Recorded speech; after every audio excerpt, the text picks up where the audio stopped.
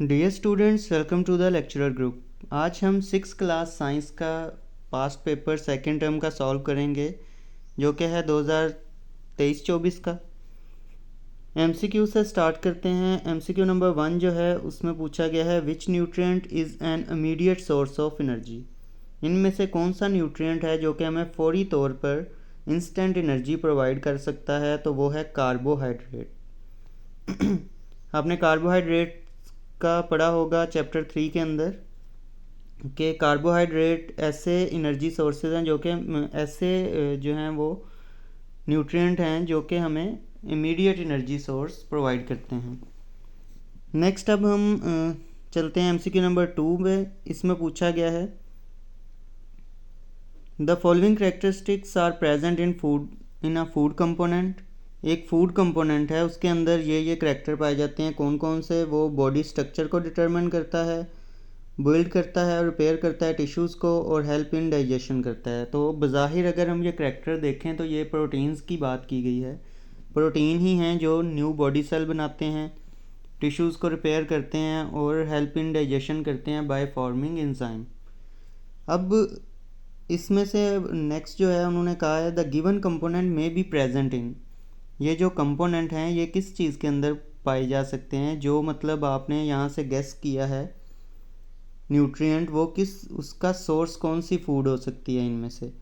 तो प्रोटीन है बेसिकली, ये करैक्टर जो है वो प्रोटीन की बात की गई है, प्रोटीन्स की। तो प्रोटीन जो हैं वो नीचे जो फूड है उनमें से किस किस के अंदर मौजूद हो सकते हैं वो आपने फाइंड आउट करना है। राइस के अंदर, कैरेट के अंदर, पोटैटोज़ के अंदर नहीं मौजूद होते। मेन जो हैं वो एग के अंदर मौजूद होते हैं। इसी तरह अब हम आगे डायग्राम में देखें तो इसमें पूछा गया है the diagram show source of food component, identify the food component. Diagram में वाजे नज़र आ रहा है ब्रेड। हमें ब्रेड से ही हम जो है वो और बाकी जो चीज़ें हैं उनको भी देख के हमें पता चल रहा है कि ये बेसिकली कार्बोहाइड्रेट का सोर्स हैं सब। तो सी ऑप्शन जो है इसमें वो करेक्ट है। आपने सी ऑप्शन मार्क कर लेना है। अब हम नेक्स्ट आगे एमसीक्यूज़ पे मूव करते हैं। एमसीक्यू नंबर 4 है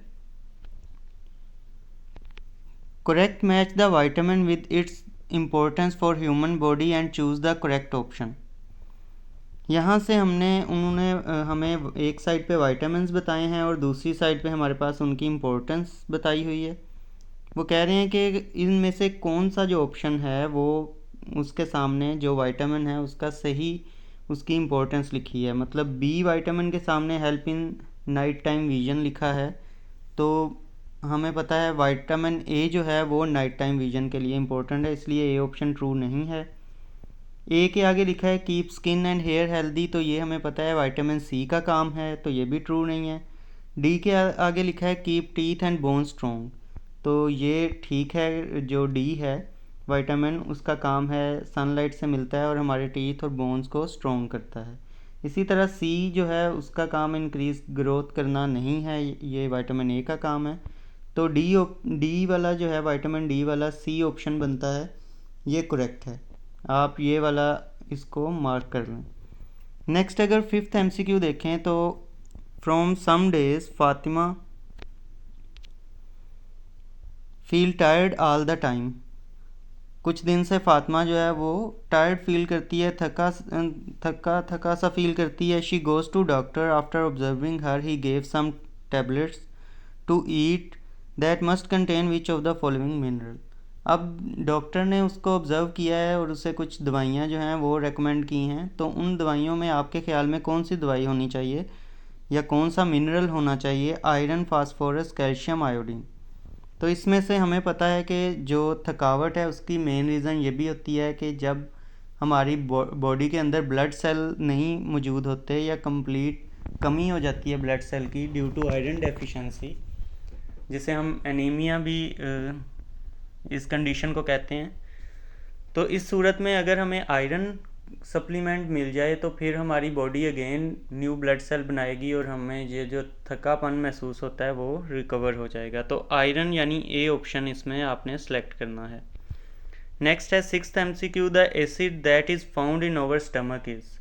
हमारे स्टमक के अंदर जो एसिड पाया जाता है उसे हम हाइड्रोक्लोरिक एसिड कहते हैं, HCl भी बोला जाता है इसको। तो हाइड्रोक्लोरिक एसिड, शॉर्ट फॉर्म में इसे HCl बोला जाता है, ये भी आपने याद रखना है। नेक्स्ट एक डायग्राम है, इसके अंदर हमने देख के बताना है कि कौन सा प्रोसेस हो रहा है। Identify the process help to push down the food from mouth to stomach. Mouth से स्टमक तक जो खाना जाता है थ्रू गुलेट या ईसोफेगस, उसमें कौन सा प्रोसेस हो रहा होता है जो कि फूड को मूव करता है, तो वो है पेरिस्टालसिस, यानी बी ऑप्शन जो है यहाँ पे आपने उसको टिक करना है। पेरिस्टालसिस बेसिकली मस्कुलर कॉन्ट्रैक्शंस होती हैं, वेव्स होती हैं जो कि गुलेट के अंदर होती ट्रैवल करती हैं, जो खाने को मूव करवाने में हेल्पफुल होती हैं। अब हम नेक्स्ट आगे मूव करते हैं MCQ नंबर 8 की तरफ। MCQ नंबर 8 में पूछा गया है विच of the following nutrient is digested in the stomach. Stomach के अंदर इनमें से कौन सा जो न्यूट्रिएंट है वो डाइजेस्ट किया जाता है? Fats, carbohydrate, protein, starch. तो स्टमक के अंदर मेनली जो है वो प्रोटीन डाइजेस्ट होता है, गैस्ट्रिक जूस और पेप्सिन एंजाइम वगैरह जो हैं वो इसमें हेल्प आउट करते हैं। 9th MCQ को देखें तो इसमें पूछा गया the following structures are present in part of alimentary canal. Alimentary canal के किस पार्ट में ये वाले स्ट्रक्चर पाए जाते हैं? Finger like projection. Finger like projection हमें पता है विलाई को कहते हैं।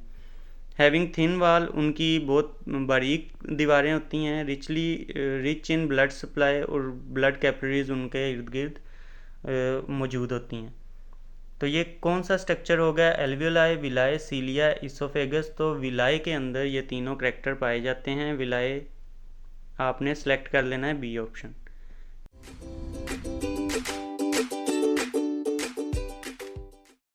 MCQ नंबर 10 को अगर देखें तो इसमें पूछा गया the process of digestion of food is completed in. जो डाइजेशन का प्रोसेस है वो इनमें से कौन से पार्ट में जाके कंप्लीट हो जाता है? आपको पता है कि डाइजेस्टिव सिस्टम के अंदर डाइजेशन के बाद जो है वो अब्जॉर्प्शन स्टार्ट हो जाती है, और स्मॉल इंटेस्टाइन में विलाय वो स्ट्रक्चर है जहाँ से अब्जॉर्प्शन स्टार्ट होती है। इसी तरह लार्ज इंटेस्टाइन में भी वाटर की अब्जॉर्प्शन होती है, वाटर और मिनरल्स की मिनरल साल्ट्स की। तो इट्स मीन के स्मॉल इंटेस्टाइन वो लास्ट जो है वो पार्ट है जहाँ पे जाके डाइजेशन होती है, उसके बाद आगे क्या स्टार्ट हो जाती है? अब्जॉर्प्शन। तो स्मॉल इंटेस्टाइन में से ही अब्जॉर्प्शन जो है वो आगे स्टार्ट हो जाती है। तो सी ऑप्शन जो है इसका करेक्ट है कि स्मॉल इंटेस्टाइन पे जाके डाइजेशन जो है वो कंप्लीट हो जाती है। अब हम नेक्स्ट मूव करते हैं। MCQ नंबर 11 को देखें तो इसमें हमें तीन जो हैं वो डायग्राम्स दिखाई गई हैं, और नीचे पूछा गया है इनमें से कंपाउंड और मॉलिक्यूल को जो है वो आइडेंटिफाई करें। तो हमें पता है ये सेपरेट दो एटम्स हैं, तो ये हमारे पास डिफरेंट एटम्स हैं। यहाँ पे हमारे पास एक कंपाउंड नज़र आ रहा है क्योंकि डिफरेंट एटम आपस में मिले हुए हैं। तो डिफरेंट एटम्स के आपस में जॉइन होने से कंपाउंड बनता है, और यहाँ पे सेम टाइप के एटम आपस में जुड़े हुए हैं तो इससे एक मॉलिक्यूल बनता है। अब अगर हम देखें तो ए जो है उसमें ए ऑप्शन में बताया गया है कि 2 वाला जो है वो कंपाउंड है और 1 वाला जो है वो मॉलिक्यूल है। तो बिल्कुल ऐसे ही है, 1 वाले में सेम एलिमेंट या सेम एटम मिले हैं तो एक मॉलिक्यूल बना है। वहीं पे अगर हम 2 वाले को देखें तो वो एक कंपाउंड है। बाकी जो ऑप्शंस हैं वो ट्रू नहीं हैं। डी वाला भी ए वाले जैसा ही है, आप इन दोनों में से कोई एक सेलेक्ट कर लें। ए वाला जो है मैंने सेलेक्ट कर दिया है, ये गलती से 2 बार इन्होंने सेम ऑप्शन दे दिए हैं। अब हम नेक्स्ट मूव करते हैं 12th MCQ पे। इसमें पूछा गया विच of the following is not the property of metal. Metal की इनमें से कौन सी प्रॉपर्टी नहीं है? ब्रिटल होना, शाइनी, स्नोरस, मेलेबल। तो शाइनी, स्नोरस, मेलेबल तो हमने पढ़ा है। ब्रिटल होना ये मेटल की प्रॉपर्टी नहीं है। ब्रिटल मतलब इजीली ब्रेकेबल। तो हम इसका ए ऑप्शन जो है वो सिलेक्ट करेंगे क्योंकि ये मेटल की प्रॉपर्टी नहीं है। नेक्स्ट हम 13th MCQ पे मूव करते हैं। अब 13th MCQ में पूछा गया है Ca is the symbol of the following element. Ca इनमें से किस एलिमेंट का सिंबल है? तो Ca जो है वो कैल्शियम का सिंबल है। इससे एक जो मिलता जुलता क्लोरीन है उसका Cl होता है, तो ये आपने याद रखना है। क्लोरीन के लिए Cl होता है, Ca कैल्शियम के लिए होता है। कार्बन का सिर्फ C होता है। 14th MCQ को देखें तो इसमें ब्लैंक है एक। Dash is used for firework and to provide hardening a hardening to car tyre.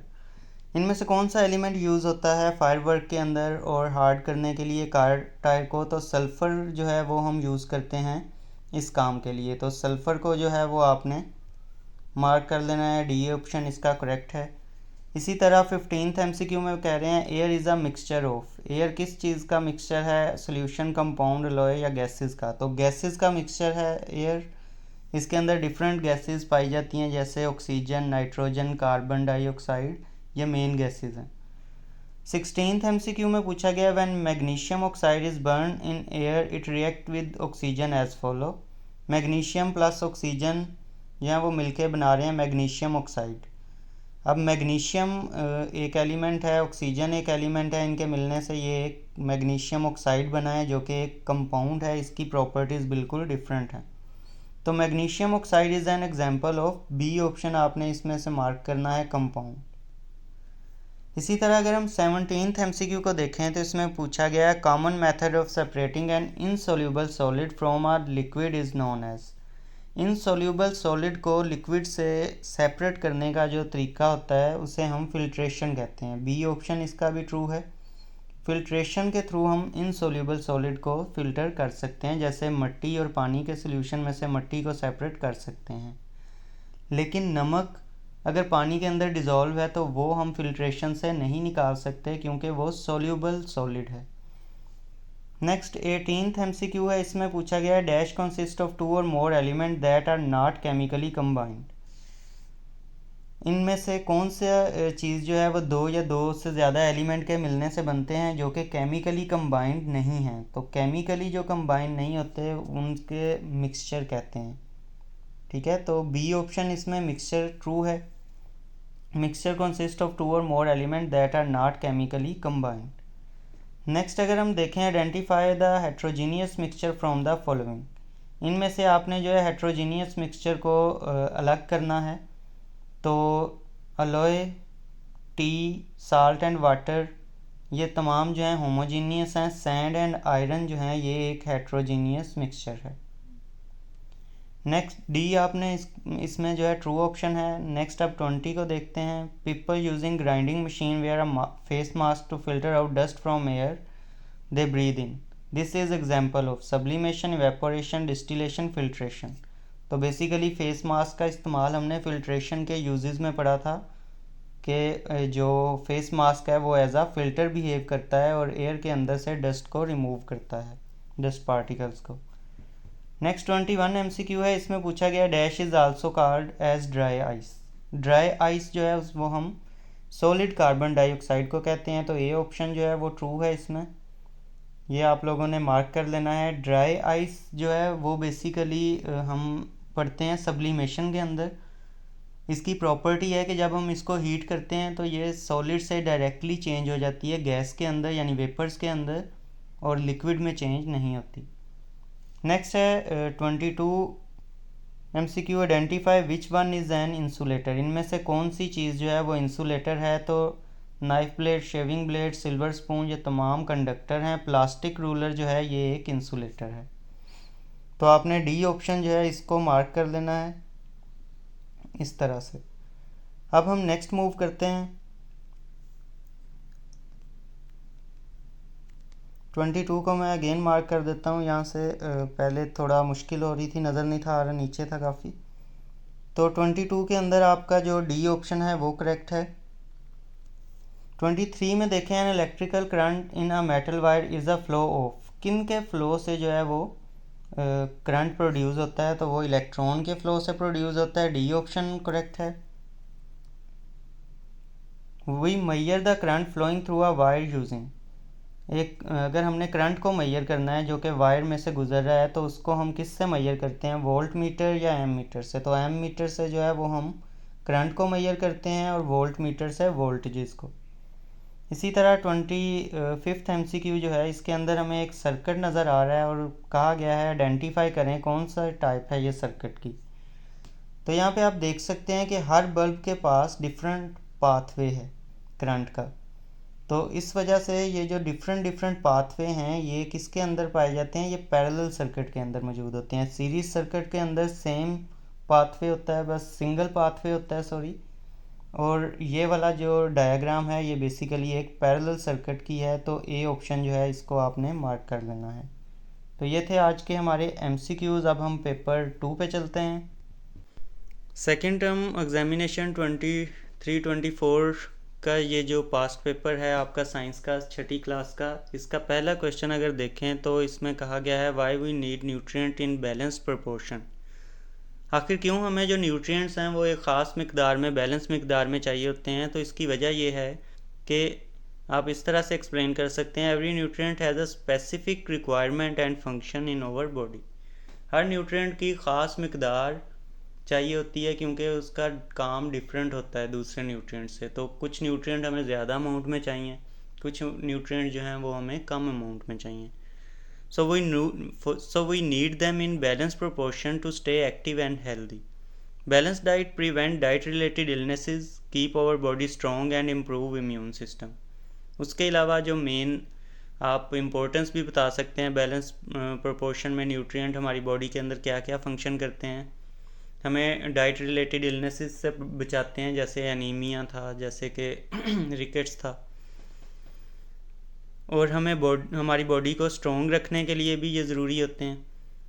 Next अगर हम देखें पार्ट बी को क्वेश्चन नंबर 1 के, तो इसमें एक डायग्राम है, उसके अंदर हमें एक जो है वो बच्चे की तस्वीर नज़र आ रही है जिसकी टांगें जो हैं उसमें बेंड होती नज़र आ रही हैं और बहुत वीक हैं।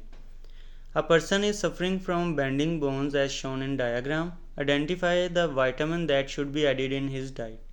तो ये कंडीशन किस विटामिन की कमी की वजह से होती है, डेफिशिएंसी की वजह से होती है, तो वो है विटामिन डी। विटामिन डी की डेफिशिएंसी से ये वाली कंडीशन जिसे हम रिकेट बोलते हैं ये होती है। इसमें बेंड होना बोन्स का ज़रूरी है। अब कुछ बच्चों को कन्फ्यूजन होती है कि हाइपोकैलेसीमिया के अंदर भी वीक बोन्स होती हैं, तो याद रखें हाइपोकैलेसीमिया के अंदर भी वीक हो जाती हैं बोन्स, लेकिन बेंड नहीं होती। बेंड किस में होती हैं, रिकेट के अंदर, और उसमें विटामिन डी चाहिए होता है।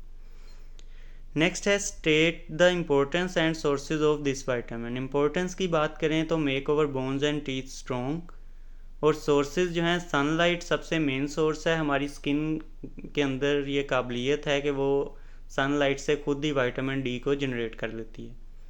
उसके अलावा बहुत सारे सोर्सेज हैं, उनमें से एक मैंने डेयरी प्रोडक्ट्स को मेंशन कर दिया है। नेक्स्ट अब चलते हैं क्वेश्चन नंबर 2 पे। क्वेश्चन नंबर 2 में हमें एक जो है वो टेबल दिया गया है, उसको हमने कंप्लीट करना है। इसमें कहा गया है कि स्लेवरी ग्लैंड, एक एंजाइम जो है वो प्रोड्यूस हो रहा है स्लेवरी ग्लैंड के अंदर, और काम कहाँ कर रहा होगा और एक्ट किस पे करता है, स्टार्च पे। तो हमें पता है स्टार्च पे अमाइलेज एक्ट करता है, और अमाइलेज प्रेजेंट होता है हमारे सलाइवा के अंदर। और सलाइवा कहाँ पे प्रोड्यूस हो रहा होता है, हमारे माउथ के अंदर। यानी जो थूक है हमारा वो एक एंजाइम है माइलेज, और वो कहाँ प्रोड्यूस होता है, माउथ के अंदर। तो ऑर्गन वेयर इट एक्ट, कहाँ पे वो काम कर रहा होता है, फूड को कहाँ पे सलाइवा मिक्स हो रहा होता है फूड के अंदर, वो माउथ है, तो यहाँ पे हमने माउथ लिख दिया। एक और एंजाइम की बात की जा रही है जो कि प्रोड्यूस हो रहा है स्टमक के अंदर, और एक्शन भी कहाँ कर रहा है, फूड के साथ कहाँ मिक्स हो रहा है, स्टमक के अंदर। यानी प्रोड्यूस भी स्टमक में हो रहा है और एक्शन भी वहीं कर रहा है। और एक्ट किस पे करता होगा, किस चीज़ के ऊपर वो एक्ट करता होगा, तो हमें पता है स्टमक के अंदर मेनली जो है वो प्रोटीन की डाइजेशन होती है। तो एंजाइम की बात की जा रही है, तो पेप्सिन एंजाइम जो है वो प्रोटीन की डाइजेशन में हेल्प करता है। अब हम नेक्स्ट जो है वो क्वेश्चन नंबर 2 के पार्ट बी पे मूव करते हैं। क्वेश्चन 2 का बी पार्ट देखें तो इसके अंदर हमारे पास एक डायग्राम है, और डायग्राम के अंदर उन्होंने एक पार्ट को जो है वो लेबल करने के लिए कहा है। वो पार्ट हमें वाज़े नज़र आ रहा है कि वो लीवर है, तो हम उसको लेबल करके लीवर लिख देंगे। और उन्होंने कहा है कि identify the label part of alimentary canal and state its role in digestive system. तो लेबल पार्ट जो है वो लीवर है, और काम क्या करता है, it produce bile and store it in gall bladder. और बाइल जो है वो उसके अंदर ऐसे एंजाइम्स होते हैं जो कि रिलीज़ किया जाता है बाइल को स्मॉल इंटेस्टाइन में, और वहाँ पे वो फैट्स को इमल्सीफाई करता है, यानी फैट्स को ब्रेक डाउन करता है। नेक्स्ट है क्वेश्चन नंबर 3। क्वेश्चन नंबर 3 का जो पार्ट ए है उसके अंदर कहा गया है डिफाइन सब्लिमेशन। तो सब्लिमेशन एक ऐसा प्रोसेस है जिसके अंदर हम हीट करते हैं अगर किसी सॉलिड को, तो वो डायरेक्टली चेंज हो जाता है गैस में। और लिक्विड में चेंज नहीं होता। वैसे आप देखें अगर घर के अंदर आपके बर्फ़ है उसको आप हीट करें तो बर्फ़ जो है पहले वो पानी के अंदर चेंज होगी और फिर वो वेपराइज होगी और गैस में चेंज होगी। लेकिन जो सब्लिमेशन की प्रॉपर्टी है वो हर चीज़ के अंदर नहीं होती, हर सब्सटेंस के अंदर नहीं होती। ये स्पेशल सब्सटेंसेस जैसे कि ड्राई आइस है जो कि सॉलिड कार्बन डाइऑक्साइड होती है, उसको कहते हैं, उसके अंदर भी ऑब्ज़र्व की जा सकती है। आयोडीन के अंदर भी ऑब्ज़र्व की जा सकती है। यहाँ पे आप एग्जांपल में इस चीज़ को भी लिख लीजिएगा, ई.जी. सॉलिड कार्बन डाइऑक्साइड या ड्राई आइस। तो इसमें इस जो डेफिनेशन है इसमें आपने इस तरह से एग्जांपल भी मेंशन कर देनी है। तो नेक्स्ट अगर हम देखें बी पार्ट में डिफरेंस हमने लिखना है होमोजीनियस और हेट्रोजीनियस मिक्सचर का। तो होमोजीनियस मिक्सचर जो हैं वो ऐसे मिक्सचर्स होते हैं where the components are evenly distributed, component evenly distributed होते हैं। हेट्रोजीनियस में कंपोनेंट जो हैं वो आर नॉट इवनली डिस्ट्रीब्यूटेड, वो इवनली डिस्ट्रीब्यूटेड नहीं होते। इसी तरह होमोजीनियस मिक्सचर में यूनिफॉर्म कंपोजिशन होती है थ्रू आउट, मतलब ये कि जितने सॉल्वेंट हैं उसकी ख़ास एक रेशो होगी सल्यूट के पार्टिकल के साथ हर जगह पे। यानी कि अगर आप एक गिलास नमकीन पानी लेते हैं तो ऐसा नहीं होगा कि ऊपर से फर्स्ट सिप में आपको कम नमक लगे और सेकंड सिप या हाफ से पिए तो ज़्यादा नमक लगे। सब में नमक इक्वली डिस्ट्रीब्यूट होता है अगर आपने अच्छे से उसे मिक्स किया। वहीं पे जो हेट्रोजीनियस मिक्सचर हैं उनमें it has varying composition in different parts, मतलब उसमें कहीं पे जो सोल्यूट के पार्टिकल सॉल्वेंट के पार्टिकल में ज़्यादा मिकदार में होते हैं, किसी जगह पे कम मिकदार में होते हैं। एग्जांपल देखें तो साल्ट डिज़ोल्व इन वाटर, और इसमें है सैंड एंड वाटर। आपने अक्सर देखा होगा पानी के अंदर जब हम सैंड को मिक्स करते हैं तो थोड़ी ही देर में जो है वो सारी सैंड नीचे बैठना शुरू हो जाती है, ऊपर सैंड की मिकदार बहुत कम होती है। कलर भी चेंज नज़र आता है, ऊपर से ज़रा ट्रांसपेरेंट होता है, नीचे से सैंड वाला कलर होता है।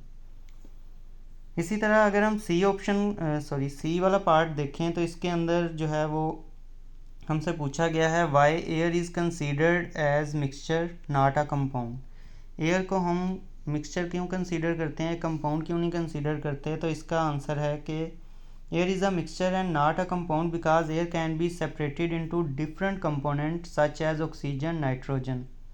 इसी तरह कार्बन डाइऑक्साइड वगैरह में हम इसको सेपरेट कर सकते हैं। अब मिक्सचर और कंपाउंड का मेन डिफरेंस यही होता है कि जो कंपाउंड हैं वो केमिकल कम्बिनेशन से बनते हैं जो कि इजीली सेपरेटेबल नहीं होते। वहीं पे मिक्सचर जो हैं वो फिज़िकली कंबाइन हुए होते हैं, वो इजीली सेपरेट किए जा सकते हैं। तो हमने देखा है कि जो एयर है उसके जो कंपोनेंट्स हैं उनको भी इजीली सेपरेट किया जा सकता है by fractional distillation. That's why air is called mixture not a compound. Question number 4 को देखें तो इसमें पूछा गया है relate physical properties of nitrogen with its uses. Nitrogen के जो फिजिकल प्रॉपर्टीज़ हैं उसको इसके यूजेस के साथ आपने रिलेट करके बताना है। तो नाइट्रोजन की एक प्रॉपर्टी ये है कि ये इनर्ट गैस है। इनर्ट गैस का मतलब होता है कि ये बहुत ज़्यादा रिएक्टिव गैस नहीं है, ठीक है, ये रिएक्ट नहीं करती इजीली नॉर्मल कंडीशन में। तो इसकी वजह से इसको फूड पैकेजिंग के अंदर जो है वो यूज़ किया जाता है नाइट्रोजन गैस को। उसका फ़ायदा क्या होता है कि जो फूड है वो उसके साथ नाइट्रोजन गैस रिएक्ट नहीं करती और वो फूड ख़राब नहीं होती। अगर एयर को फूड के अंदर जो पैकेजिंग के अंदर स्टोर किया जाए, जैसे लेज़ है उसमें आप देखते हैं कि आधे से ज़्यादा एयर भरी होती है, वो एयर नहीं है, बेसिकली वो नाइट्रोजन गैस है। तो एयर क्यों नहीं भरते? एयर के अंदर ऑक्सीजन है, ऑक्सीजन रिएक्टिव है, वो रिएक्ट करके फूड को डैमेज कर सकती है। नेक्स्ट अगर सेकंड प्रॉपर्टी की बात करें, its low temperature in liquid state allow it to be used as refrigerant. जो नाइट्रोजन को अगर हम लिक्विड स्टेट में कन्वर्ट करें तो ये बहुत ज़्यादा ठंडी जो है इसका लिक्विड स्टेट में टेम्परेचर बहुत कम हो जाता है, जिसकी वजह से इसको हम डिफरेंट बॉडी ऑर्गन को स्टोर करने के लिए भी यूज़ करते हैं। तो एज अ रेफ्रिजरेंट इसको यूज़ किया जा सकता है। नेक्स्ट बी को देखें तो इसमें पूछा गया how a compound is formed. तो हमें पता है compound is found when 2 or more element chemically combined in a fixed ratio. जैसे H2O है तो उसके अंदर हाइड्रोजन के 2 और ऑक्सीजन का 1, ये एक फिक्स रेशो है 2:1। इसी तरह resulting in a new substance with properties different from the original elements. अब जो न्यू कंपाउंड बनेगा वो केमिकली कंबाइन होने से बना है तो उसकी प्रॉपर्टीज़ भी बिल्कुल डिफरेंट होंगी, अपने उन एलिमेंट जैसी नहीं होंगी जिनसे वो मिलके बना है। अगर हम एग्जाम्पल की बात करें तो सोडियम और क्लोरीन, ये दो एलिमेंट हैं, जब आपस में मिलते हैं तो सोडियम क्लोराइड बनता है जो कि एक कंपाउंड है। नेक्स्ट सी जो है उसमें कहा गया complete the following by writing correct name and symbol of element. तो यहाँ पे नेम ऑफ एलिमेंट तो ऑलरेडी उन्होंने दिया हुआ है बोरोन, उसका अगर हम सिंबल देखें तो बी है। इसी तरह अगर हम मैग्नीशियम की बात करें तो उसका सिंबल Mg होता है। तो हमने इस तरह से टेबल को कंप्लीट कर देना है दोनों के सिंबल बता के। नेक्स्ट अब क्वेश्चन नंबर 5 पे मूव करते हैं। क्वेश्चन नंबर 5 है why does the bulb stop glowing when switch is turned of. जब स्विच को टर्न ऑफ किया जाता है तो बल्ब जो है वो ग्लो करना बंद क्यों कर देता है। इसका आप इस तरह से लिख सकते हैं कि जब हम स्विच को क्लोज करते हैं, टर्न ऑफ करते हैं, तो light bulb stop glowing because the electrical circuit is broken. यानी इलेक्ट्रिकल सर्किट, जैसे यहाँ पे आप देख सकते हैं कि स्विच जो है वो ओपन हालत में है, क्लोज हालत में है, जिसकी वजह से यहाँ से दोनों तारें आपस में नहीं मिल पा रही और एक गैप क्रिएट हो गया। इस गैप की वजह से अब करंट जो है यहाँ से पास नहीं कर पा रहा, जिसकी वजह से लाइट बल्ब बंद हो जाएगा। तो preventing flow of current through the bulb. Next जो पार्ट है उसमें हमें कहा गया है draw an electrical circuit diagram using circuit symbol. Circuit symbol से आपने जो है एक डायग्राम बनानी है, सिंबल यूज़ करने हैं। अब आपने सिंपल बल्ब यूज़ नहीं करना, सिंपल बैटरी नहीं, उनके सिंबल यूज़ करने हैं। तो यहाँ पे आप देख सकते हैं ये बैटरी का सिंबल, या इसको सेल का सिंबल भी बोल सकते हैं। इसी तरह ये स्विच होता है, इसको आप इस तरह से मेंशन करते हैं। और ये आपका लाइट बल्ब का सिंबल है और ये वायर के लिए सिंबल है। ये इस तरह से आप एक सर्किट जो है वो बना सकते हैं। स्विच को ऑन भी कर सकते हैं, स्विच को ऑफ भी कर सकते हैं। यहाँ पे साथ मेंशन ज़रूर कीजिएगा कि स्विच ऑन है कि ऑफ। नेक्स्ट जो पार्ट है वो सी पार्ट है। इसके अंदर जो उन्होंने कहा है write down the word equation for the formation of sodium chloride. Sodium chloride की फॉर्मेशन के लिए जो है वो आप वर्ड इक्वेशन लिखें। तो हमने ऊपर भी एग्जांपल दी थी, सोडियम प्लस क्लोरीन, ये दो एलिमेंट जब आपस में मिलते हैं तो आपने एरो लगाना है और सोडियम क्लोराइड लिखना है। और सोडियम क्लोराइड एक कंपाउंड है जो कि बनता है। अब हम नेक्स्ट मूव करते हैं। अब हम लॉन्ग क्वेश्चंस को देखते हैं, इनको मैं एक्सप्लेन कर देता हूँ। Describe the importance of mineral in human diet. इनको मैं इस तरह से जो है इनके आंसर्स इसलिए नहीं लिख रहा क्योंकि ये आपको बुक में इजीली अवेलेबल हैं। इनमें कोई जो है वो ऐसा क्वेश्चन नहीं है जिसको बहुत ज़्यादा कॉन्सेप्चुअल क्वेश्चन नहीं होते। ये सिंपल आपकी बुक के ऊपर इनके आंसर लिखे हुए हैं, वहाँ से आपने जस्ट कॉपी पेस्ट कर देने हैं। तो यहाँ पे जो पहला क्वेश्चन है describe the importance of mineral in human diet. Mineral जैसे हमने कैल्शियम और आयरन को पढ़ा है, वहीं पे इम्पोर्टेंस लिखी हुई है कि ये हमारी ग्रोथ के लिए कुछ ज़रूरी होते हैं मिनरल। इसी तरह कुछ बॉडी की एक्टिविटी के लिए बहुत ज़्यादा ज़रूरी होते हैं। इस तरह के इम्पोर्टेंस के पॉइंट आपने यहाँ से लिख देने हैं बुक में से। बी जो पार्ट है इन दोनों में से आपने एक करना होता है। Differentiate between element and compound, also right an example of each. Element और कंपाउंड के डिफरेंस का टेबल भी आपके बुक के अंदर जो है वो मौजूद है। तो वहाँ से आपने जो एलिमेंट और कंपाउंड का डिफरेंस है वो आपने यहाँ पे लिख देना है। 4 पॉइंट वो हैं और एक आपने एग्जांपल लिख देनी है, इससे 5 पॉइंट बन जाएंगे। तो एलिमेंट और कंपाउंड का डिफरेंस ये छठा क्वेश्चन का पार्ट भी है। अब 7th क्वेश्चन, क्वेश्चन नंबर 7 का जो पार्ट ए है उसमें कहा गया है state any 5 properties of metal. तो मेटल नॉन मेटल के डिफरेंसेस वाले जो पॉइंट हैं उन्हीं में से कोई 5 पॉइंट जो हैं अगर आप लिख देंगे तो वो 5 मेटल की प्रॉपर्टीज़ होंगी। जैसे डेंसर होते हैं, शाइनी होते हैं व्हेन फ्रेशली कटेड। इसी तरह high melting and boiling point, इस तरह के जो पॉइंट्स हैं वो आपने मेटल्स के लिख देने हैं कोई 5। बी पार्ट को देखें तो describe the process of filtration, also give an example. अब आपने प्रोसेस ऑफ फिल्ट्रेशन को एक्सप्लेन करना है, इसमें डायग्राम भी बनाएं क्योंकि लॉन्ग क्वेश्चन है, और इसके साथ साथ आप उसके यूजेस भी लिखें। और फिल्ट्रेशन की एग्जांपल के तौर पे आप जो है वाटर की फ़िल्ट्रेशन को भी एक्सप्लेन कर सकते हैं, या आप कोई भी और यूज़ जो है फ़िल्ट्रेशन का एक्सप्लेन कर सकते हैं। नेक्स्ट अब क्वेश्चन 8 पे चलते हैं। क्वेश्चन नंबर 8 का जो पार्ट ए है उसमें कहा गया describe how digestion and absorption occur in small intestine. तो स्मॉल इंटेस्टाइन वाला पैराग्राफ जो है वो आपने एक्सप्लेन करना है। इसके अंदर पहले डाइजेशन में 3 तरह के एंजाइम आ जाएंगे, जो कि इंटेस्टाइनल वाल और लीवर से बाइल आ जाती है। इसी तरह जो है वो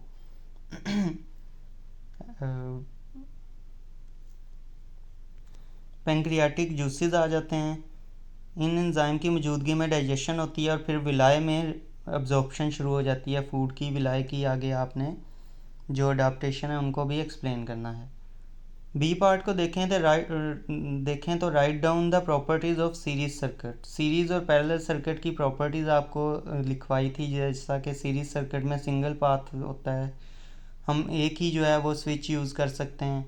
तो इस तरह की जो प्रॉपर्टीज़ हैं वो आपने सीरीज सर्किट वाली वो आपने तमाम इसमें लिख देनी है। एटलीस्ट 5 ज़रूर लिखिएगा, 6 लिख दीजिएगा ताकि कोई एक गलत भी हो जाए तो 5 आपको नंबर मिल जाए। तो ये था पेपर। आई होप सो आपको समझ लग गई होगी।